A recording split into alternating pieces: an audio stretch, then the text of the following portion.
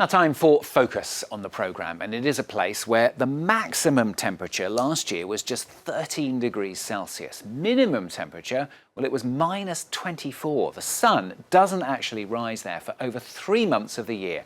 And yet one farmer, who's also a chef, has taken it upon himself to try to grow food on the Norwegian island of Svalbard, located well above the Arctic Circle and only 1,000 kilometres from the North Pole. Well, France 24's team has been to meet him.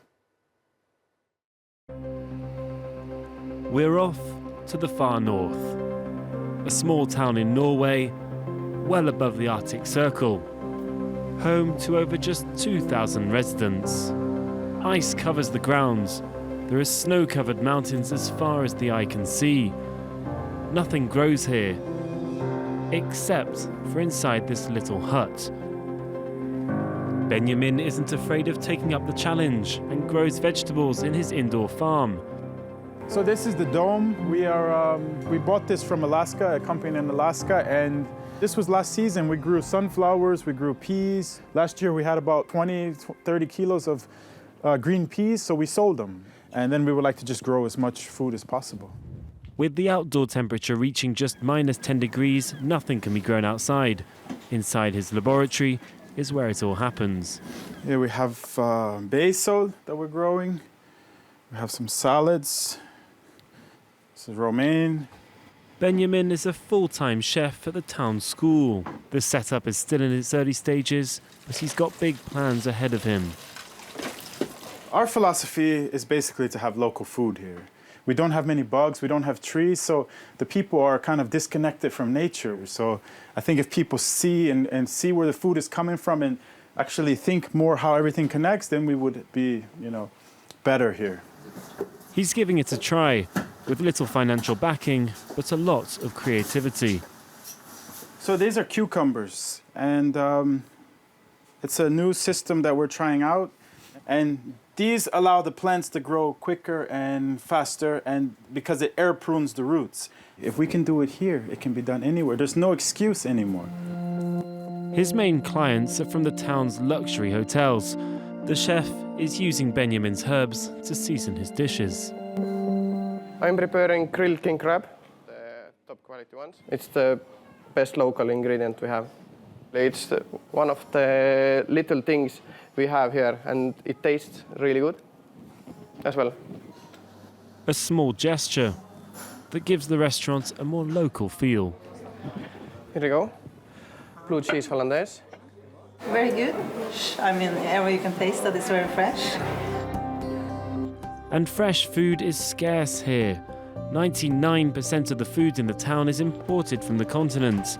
Fresh food is flown in, whilst foods with a longer shelf life are imported by boat. Benjamin has made it to the front page of a local magazine. He also sells quail eggs, and even at €7 a dozen, they've been flying off the shelves. And here we have the fresh local quail eggs from Benjamin, and we have at the moment 2, the last package on sale. Benjamin products in Longyear is really, really good, and everyone is supporting him by buying it. So both the destination company, the hotels and everything is buying what he can produce. Health regulations in the town are extremely strict. No animals can be imported here, and local businesses don't even sell fish from the fjords. When the eruption of a volcano in Iceland in 2010 brought European air traffic to a halt, a severe food shortage was feared in the town. When we know there is supposed to be like a flight strike or like the volcano situation in Iceland, we take our measurements. So the store got some crisis storage here for dry food, so we don't starve. But things haven't always been this way. At the town museum, we noticed old pictures of livestock farming on the islands. They had cows here from the beginning and until the mid-60s, and they also had pigs. And they stopped having domestic animals up here when the airport opened in 1974, because then you could have food brought with planes. Importing hay and other foods to raise animals was also too expensive.